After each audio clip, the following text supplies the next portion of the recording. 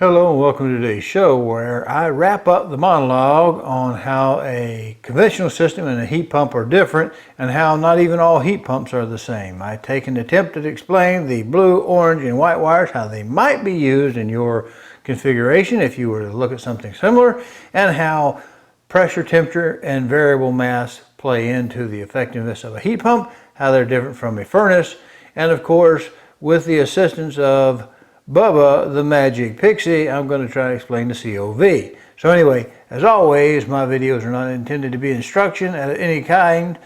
They're just trying to be entertaining. And if you hang around and watch, you might learn something that might help you in the future. If you have real property to sell in the greater Murfreesboro, Rutherford County area, then call Dale to sell at Benchmark Realty 615-409-SOLD. That's 7653 or 615-809-2323. Now, with a traditional system that has a furnace and air conditioner, we already see that we have the yellow wire for air conditioner and the white wire for heat. But a heat pump does not work that way. It actually runs the compressor both in heat mode and cold mode. And so that yellow wire becomes, instead of being air conditioner, becomes a compressor run. It tells it to run the compressor. And then what we're doing with a heat pump is we're swapping the inside coil and the outside coil. Now, they're still physically the same coil, obviously, but what we're doing is we're making the hot coil cold and the cold coil hot in heat mode. We're swapping them. And engineers, being the inventive, creative type, we do that not by switching the compressor, because the suction is the suction and the discharge is discharge. We don't change any of that. We don't change any of the coils. We just change the direction the refrigerant goes.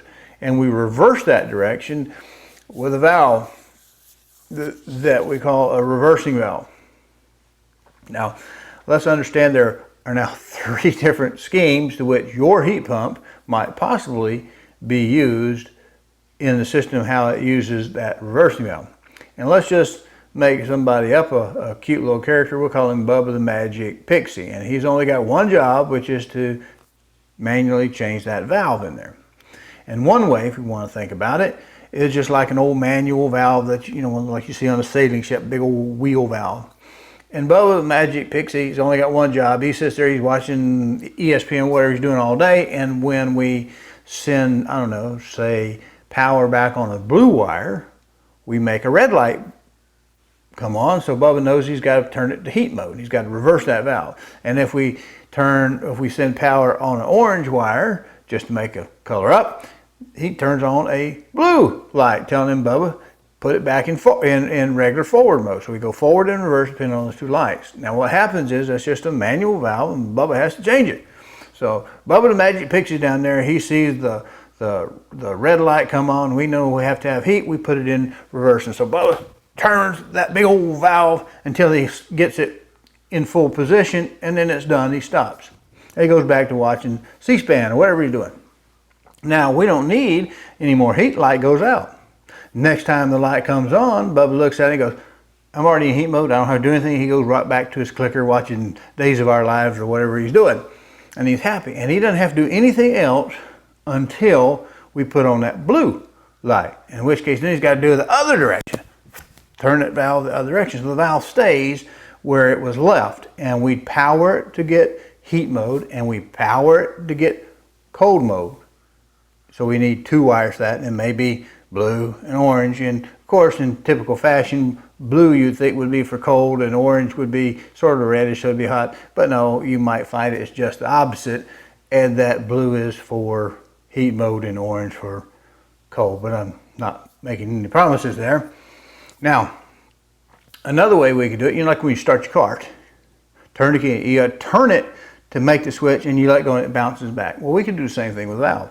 Let's say I'm an engineer at a HVAC plant, and I'm selling a lot of units in the Mississippi, Lower Alabama, Florida region. I'm making heat pumps in there. It might make some sense if I make my reversing valve spring to air conditioner. So it naturally returns to air conditioner. And the more I have to power it to turn to heat mode. I might use that same blue wire. So now Bubba's got a different job. He's sitting there watching Goosebumps with the grandkids, or Dumbo or some Disney movie. He's watching, light comes on for heat. Bubba's got to run, turn that valve back all the way down to heat mode, but now he's got to hold it as long as we need it, because he's got to hold it. It's like a spring return, and then when we don't need that heat anymore, he can turn it loose up and go back and watch TV. And he's got to do that every single time. What if we lived further north, where we have a whole lot more hot days than we have air conditioner days? Well, then it might make sense to us to have it spring return into reverse, into heat mode, right? So now we only have to now turn it when we want air conditioning, because we have fewer days air conditioning and more days heat requirement. So we might make that piece of equipment work a little bit differently. We might make it actually default to heater, reverse, and forward we have to power it. So now Bubba's job is he has to watch for the blue light to come on. And now he's Bubba, turn that valve again and hold it until the blue light goes off, and he turns it and he goes back to. So there's 3 different schemes there. You can have power heat and power cold. You can have power heat or power cold. So 3 different ways, and knowing how yours works will be a very important factor when you try to wire it up.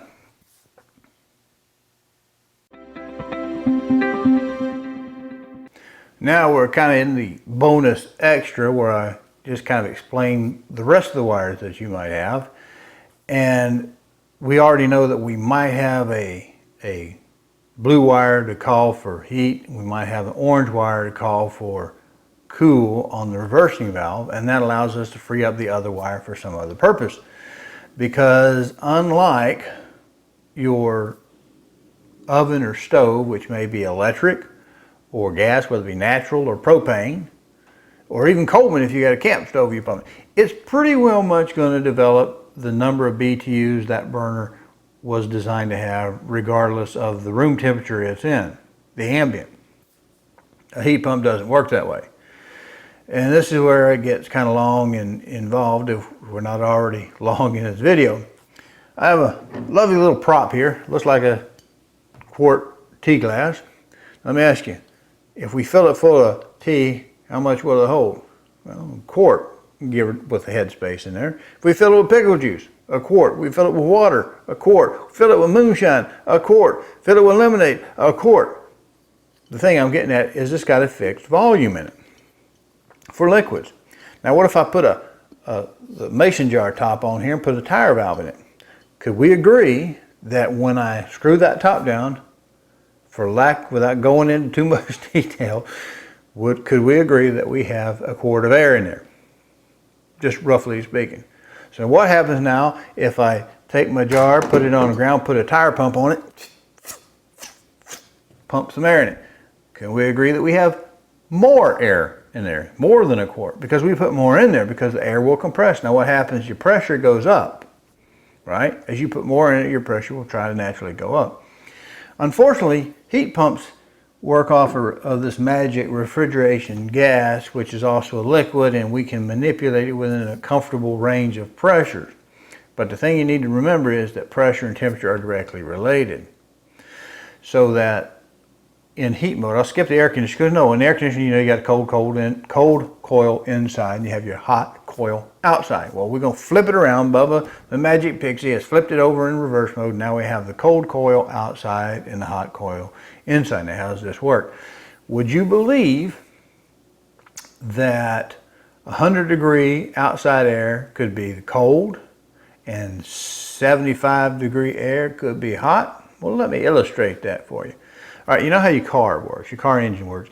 It's designed to work somewhere at 220 degrees on block to keep the fuel burning good and the vaporizing. All right, it heats up, and once it gets up about 220 degrees, there's a little mechanical valve that opens up, starts letting a little extra water spill out, and it goes to your radiator. Well, when the car is good and hot, we're running, say, 220 degrees through that radiator. And if you have 100-degree air, even on the hottest day, 100-degree air, 100 is significantly colder than 200 degrees, right? So 100 can actually be cool. And if we blow cool air across a hot radiator, hot coil, it cools whatever that radiator has inside of it down closer to the temperature that you're running. Well, that's kind of the way that your heat pump is going to work. It's going to try to move degrees. Now, if I had say a 15 degree design on both coils, no matter if they're inside or outside, I switch them around. On the outside, if we have, say, a 60 degree day and I want to pick up heat, I have to be colder, right? Because I'm going to blow hot air over a cold coil and then warm that coil up. Now the coil has this magic juice in it, and magic juice goes on the inside and then it goes into a coil, and it actually has to be hotter. So if I had 60 degree air inside, I'm going to have to, by manipulating the pressure, get the temperature up 15 degrees above. So I'm 60, 70, 75. I have to get it 15 degrees above for that coil to be hotter, so we blow that inside air across that coil, which is hotter than the air, and it gives up its heat. Now the problem with this is, as we go down in temperature, say it's not 60 degrees inside, but we're, say, 50 degrees inside. 50 degrees minus 10 is 40, minus 5 is 35, and things start to freeze when it sweats around 32 degrees. So we start having to watch for freezing. So that's one complication. When it gets down to 40 degree day, well, everybody knows, well, the heat pumps don't work so well. And why is that? Because at 40 degrees, minus 10 is 30 degrees, minus 5 is 25 degrees. It sure enough will freeze up at that point. Now we can defrost it a number of different ways. We can maybe use, if it's 40 degree air, we can blow 40 degree air across it, and that may just keep that outside fan on, may drive that off. But what happens if we go to 30 degree outside? 30 degree outside minus 10 degrees is 20 degrees, minus 15 degrees. So my coil I have to drive that coil to say 15 degrees to have a 15 degree differential. And that sure enough will freeze. And now we have to cut the unit off, let it rest, and either run a hot gas or electric elements just to keep the sweat melted off of your heat pump. But there's something else that happens. Remember a little quart jar. To get higher pressure, we put more gas in there, more air in there. Well, the amount of capacity your BTUs are not like your stove where you turn it on, it doesn't matter, it's burning a fuel. This, we're just temporarily storing the energy in the state of the liquid or gas in your unit. And to get that pressure down, to get that temperature down, I have to have less and less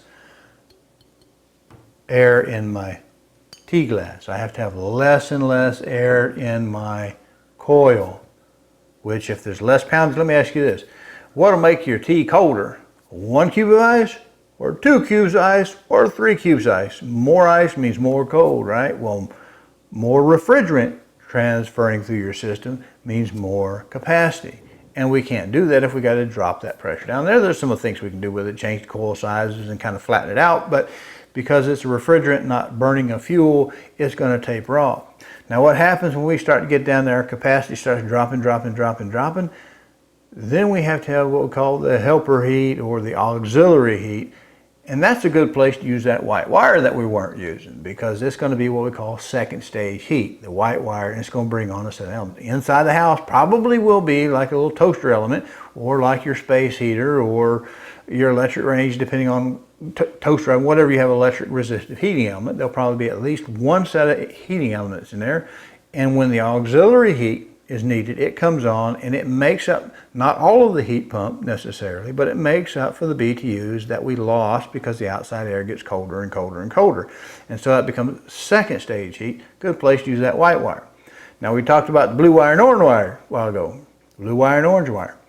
We might have another set of heating elements, which might be one element, 2 elements, or 3 elements. You might have one element, 2, 3, 4, whatever in your unit, determining how the unit was actually put together. We don't know, right? So if you have an emergency heat or a third stage heat, that's the rest of those heating elements. And it basically says that in the old unit, some of them had to completely shut down at a certain temperature. They just couldn't work below a certain ambient temperature, and we had to go all electric. So we'd have 3 stages of heat. Some of them would actually have that old manual switch. My old thermostat had a manual switch because it makes your electric meter spin around and around and around when you go full electric. So this particular model only has 2 stage heat. And inside of the instruction, it will tell you if you have emergency heat, you have to run second and third stage together. Because otherwise, if you just did it auxiliary and you ever got one of those times when it was super cold and auxiliary heat wasn't enough, you'd just get cold. So you got to run those two together. Now there is another model on that they tell me, and I'll provide that number, and have provided that number, that says it actually has those three stages. So you can actually have an E wire, which may be orange or blue depending on your reversing valve, because it's usually the leftover wire. You have a white wire usually for auxiliary heat, and you'll have either the blue or the orange wire depending on your reversing valve for your direction, because Y will always be compressor run. Red will almost always be your power coming in. Perhaps brown will be your C wire coming back. So the wire colors and designation not only change being a heat pump, but they change by how your heat pump is designed.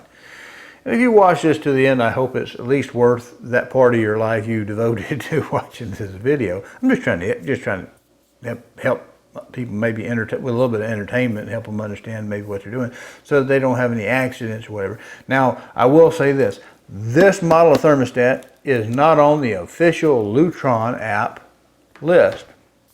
I did call them and they said, oh yeah, it's good to go, it's on our list. Well, it's not on the published list, I don't know what list they're looking at.